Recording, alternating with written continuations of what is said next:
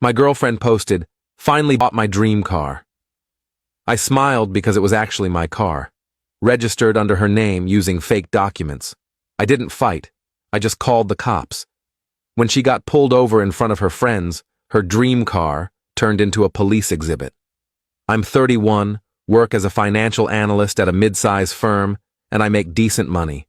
Not wealthy, but comfortable. I've always been careful with finances, save aggressively, invest smart. 3 years ago, I met Jessica at a mutual friend's birthday party. She was 28, worked in marketing, had this infectious energy that pulled people in. We clicked immediately. 6 months later, she moved into my place. Here's the thing about Jessica. She had expensive taste, but an entry-level salary, designer bags, luxury skincare, weekend trips to wine country. I didn't mind helping out at first. I paid for most dinners, covered utilities, bought groceries. She contributed maybe 30% to household expenses, and I told myself it was fine because I made more. That's what you do in a relationship, right? About a year into living together, I decided to buy a car. Not just any car, a Tesla Model S. I'd been saving for it for 3 years, had the down payment ready, got approved for an excellent interest rate. It was my dream car since college. The day I went to the dealership, Jessica came with me. "This is so exciting," she kept saying, filming everything on her phone. "We're getting a Tesla." I noticed the "we," but didn't think much of it. We test drove it, I signed the papers, and we drove it home. Jessica immediately posted photos on Instagram, sitting in the driver's seat. Caption, "New ride, new adventures." Not, "Boyfriend got a new car," or "Look what he bought," just implied ownership. Again, I let it slide. Couples share cars. It wasn't a big deal. Things started getting weird about 2 months after I bought the car.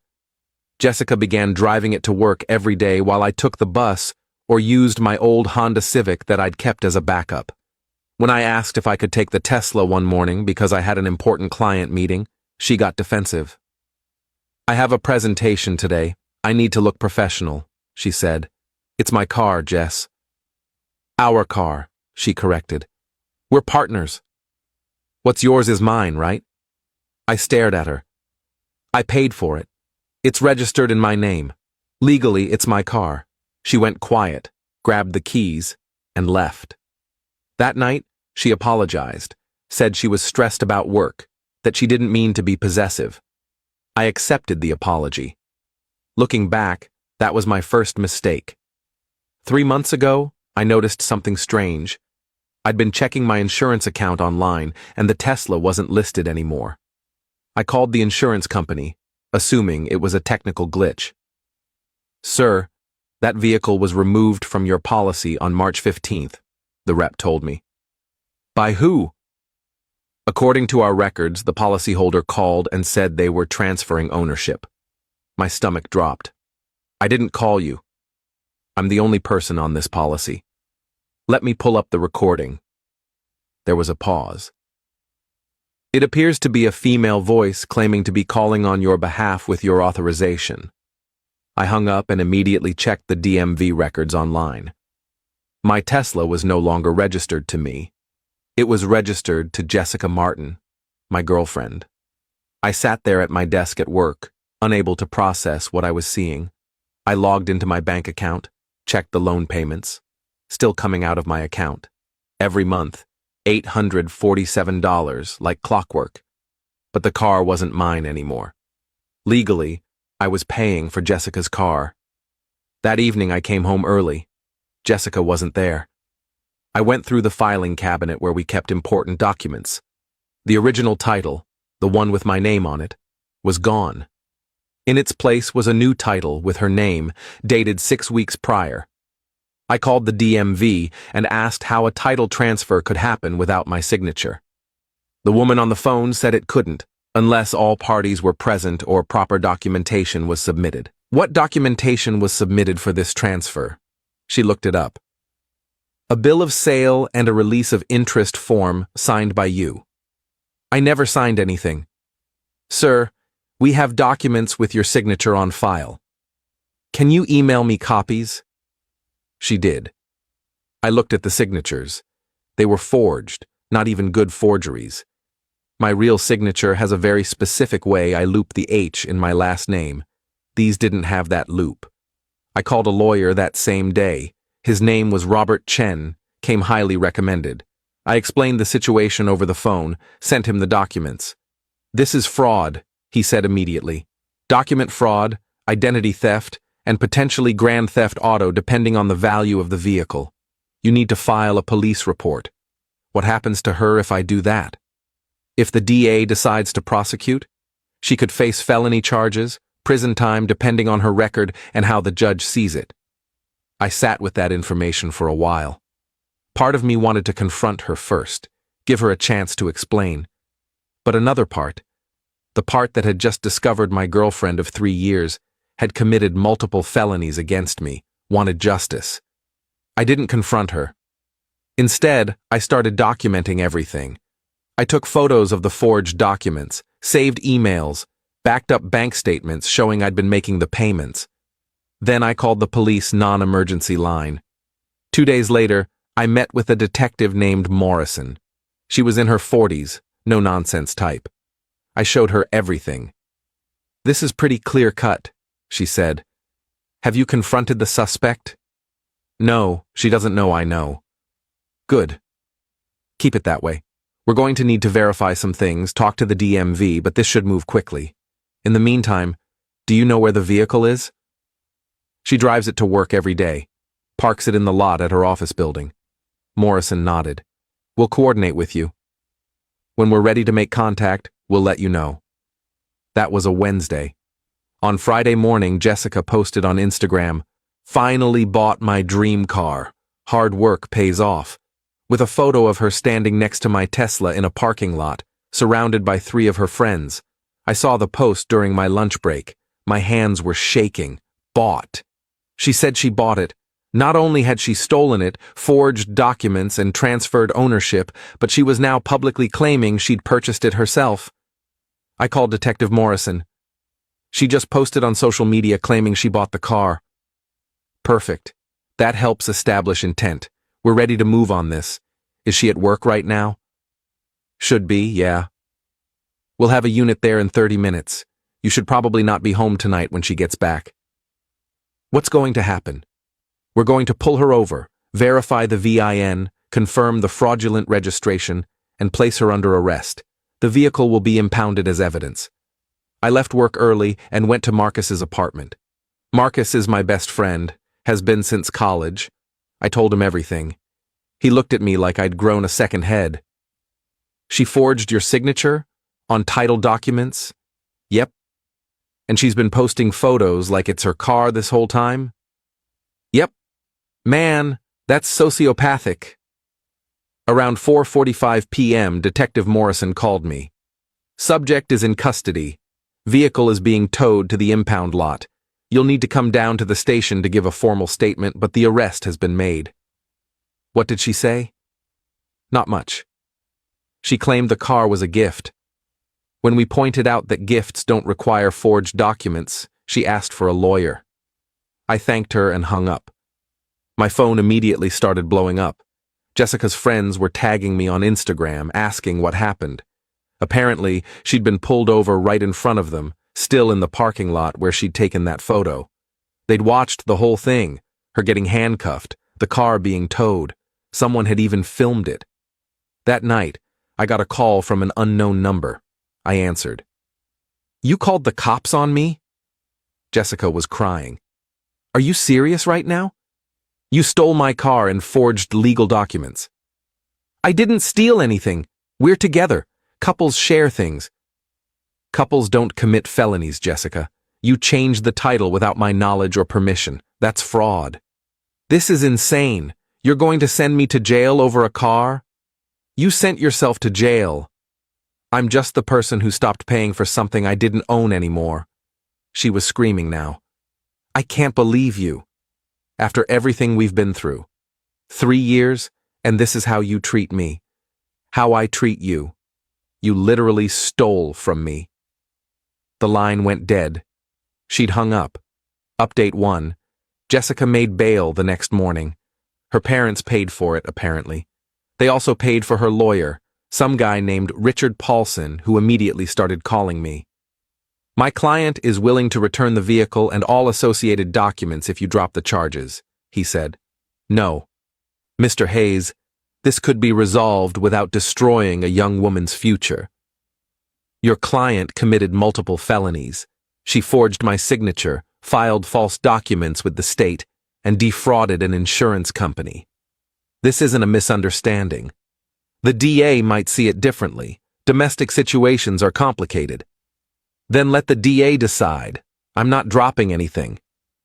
He tried a few more times to negotiate, but I held firm. Meanwhile, Jessica was blowing up social media with a very different story. According to her Instagram and Facebook posts, I was an abusive, controlling ex-boyfriend who had her arrested out of spite. She claimed the car had been a gift, that I'd verbally given it to her, and that I was using the legal system to harass her. Her friends ate it up. I started getting nasty messages. People I barely knew were calling me manipulative, calling me a liar. One of her coworkers found my work email and sent a long message about how I was ruining an innocent woman's life. I didn't respond to any of it. Robert, my lawyer, advised me to stay silent, let the legal system work. 2 weeks after her arrest, Jessica showed up at my apartment. I saw her through the peephole and didn't open the door. "I know you're in there," she called out. "Please, we need to talk about this." I called Robert. He told me to call the police if she didn't leave. I knocked on the door from the inside and said, "Jessica, you need to leave." "We're not talking. Just hear me out. 5 minutes." "No. You committed crimes against me. We have nothing to discuss." "I made a mistake." "I was going to tell you. I just needed time." "Time for what? To enjoy driving around in a car you stole?" She was crying now. "It wasn't like that. I wanted something that felt like mine. Everything in our relationship was yours. Your apartment, your money, your decisions. I just wanted one thing that felt like it was mine." I opened the door a crack, chain still on. "So you stole a $40,000 car. I was going to pay you back eventually. I was going to, I don't know, make payments to you or something." "With what money, Jess?" "You barely cover your own expenses." She had no answer for that. She stood there crying, mascara running down her face. Part of me felt bad, but a bigger part remembered those forged signatures, those legal documents, the months of deception. "You need to leave," I said. "If you don't, I'm calling the police." She left. Update 2. The preliminary hearing was set for 6 weeks after her arrest. In that time, Jessica's lawyer tried everything. They claimed I'd verbally gifted her the car. They claimed we'd had an understanding that the car was ours. They even tried to claim I'd given her permission to register it in her name for insurance purposes. The DA shut all of it down. The evidence was overwhelming.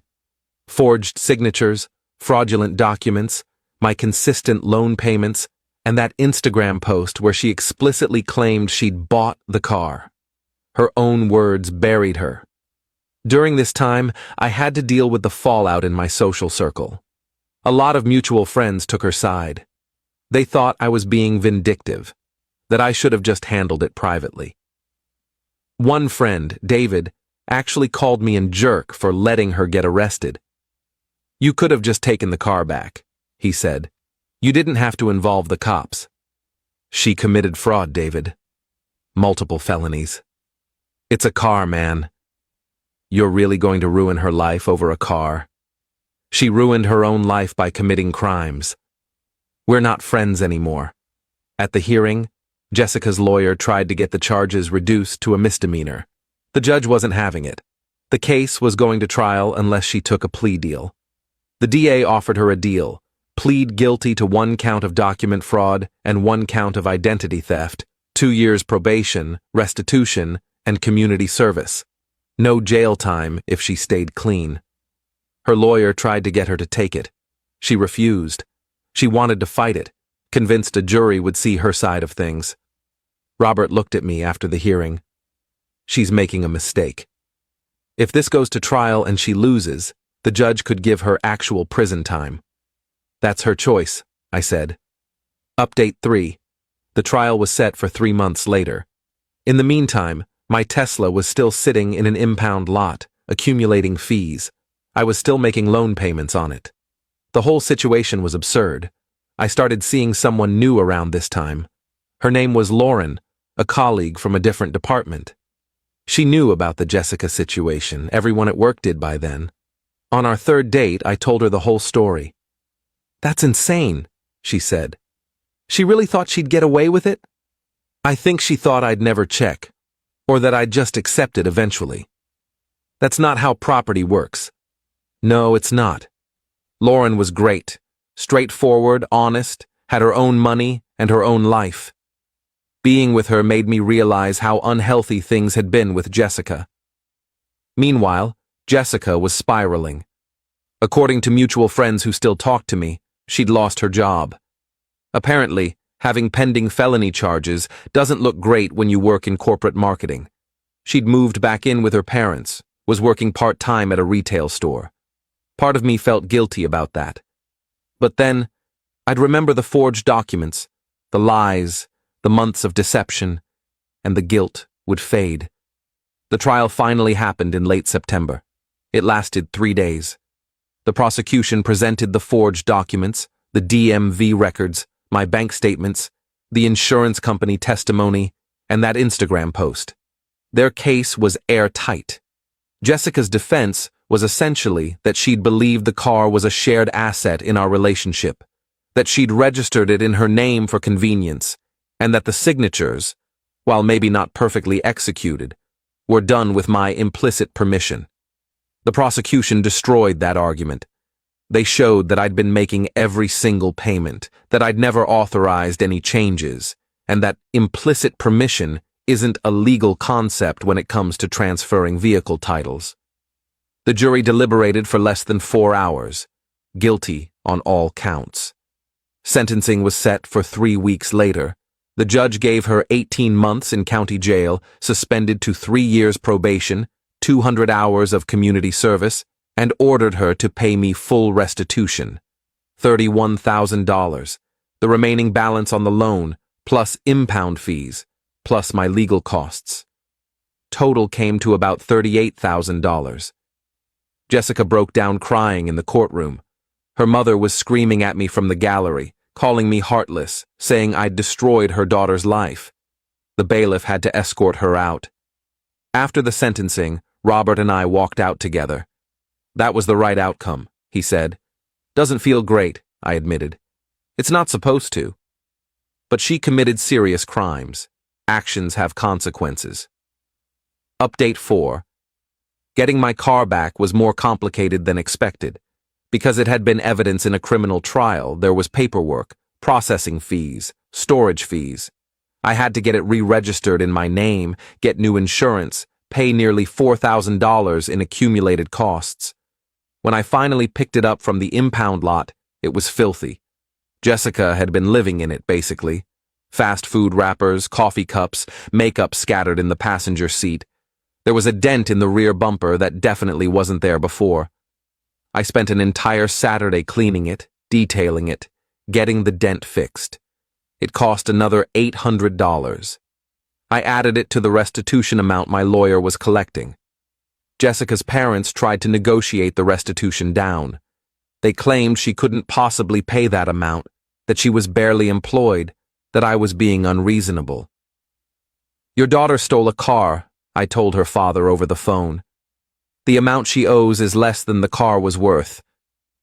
She's lucky I'm not suing for emotional distress." "You're a cold person," he said.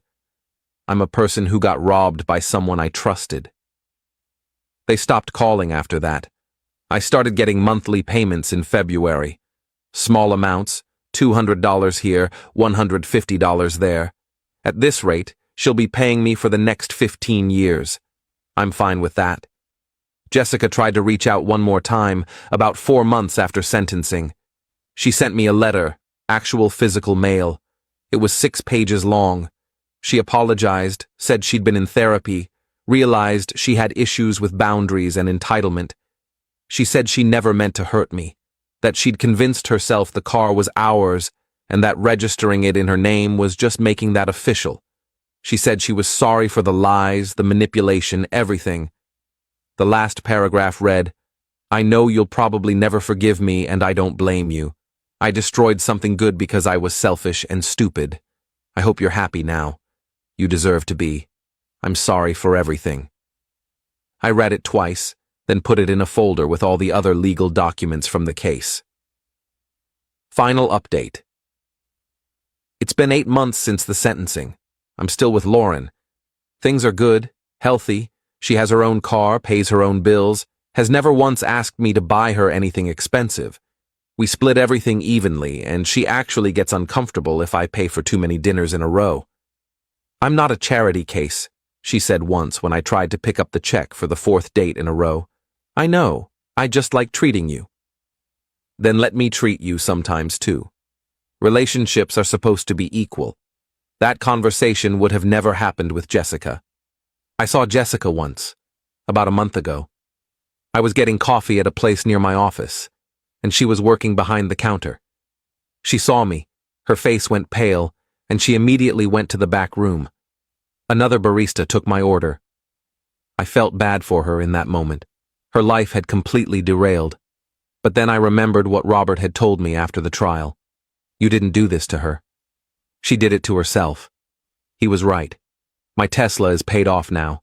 I made extra payments over the last year, just wanted it done. Every time I drive it, I think about this whole situation, how close I came to just accepting the theft because confronting it felt too hard. I'm glad I didn't. Not because I wanted revenge or because I wanted to hurt Jessica, but because some boundaries can't be crossed without consequences. She didn't just take my car, she forged legal documents, committed fraud, lied for months, and then played the victim when she got caught. Some people think I was too harsh, that I should have just taken the car back and moved on. Maybe they're right, but I don't think you can build a functional society if people can commit felonies and walk away because it's just between partners. The restitution payments still come in monthly. I put them in a separate savings account. When it's all paid off, whenever that is, I'm donating the entire amount to a legal aid organization that helps people who can't afford lawyers. Jessica took something from me. Eventually, something good will come from it. That feels like the right ending. Edit. People keep asking if I have any regrets. Honestly, yes. I regret not seeing the red flags earlier. The entitlement, the what's yours is ours mentality, the way she slowly took over my car without asking. I regret trusting someone who was fundamentally dishonest. But I don't regret pressing charges. Some lines can't be uncrossed. Edit 2. For those asking about the Instagram post, yes, it's still up. Her account is private now, but the post where she claimed she bought the car was screenshot and used as evidence in court. Her lawyer tried to get it excluded, argued it was taken out of context. The judge allowed it. That one post probably added 6 months to her probation.